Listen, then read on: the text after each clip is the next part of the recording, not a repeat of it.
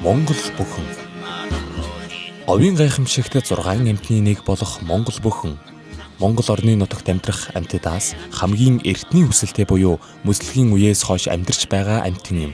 2020 онд хийгдсэн судалгаагаар Монгол бүхэн нийт 8500 орчим байна.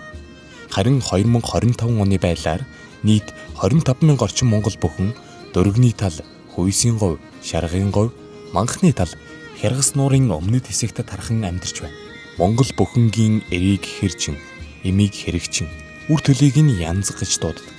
Монгол бүхэн нь ихэвчлэн ихэр түл гаргадаг.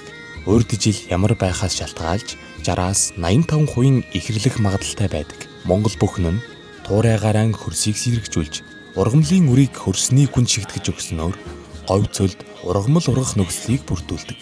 Мөн малд хортой ургамлаар хоолдог учраас малын бэлчээрийг цэвэрлэж, говь цөлийн экосистемд нэн ач холбогдолтой амьтан юм. Монгол бүхэнд тохиолдож буй аюул нь ганг ачиг, зуд болон зэрлэг махчин амьтдын дайралт гаршуулсан малтай эрлийцэж буй явдал юм. Үүнээс аюултай зүйл бол хүний буруутай үйл ажиллагаанаас хамаарч байна. Шинжлэх ухаанаар батлагдаагүй олон ямт амьдсан геранаас болж хууль бус арагнах, мөн уул уурхайн хариуцлагагүй үйлдэлээс болж устж байна.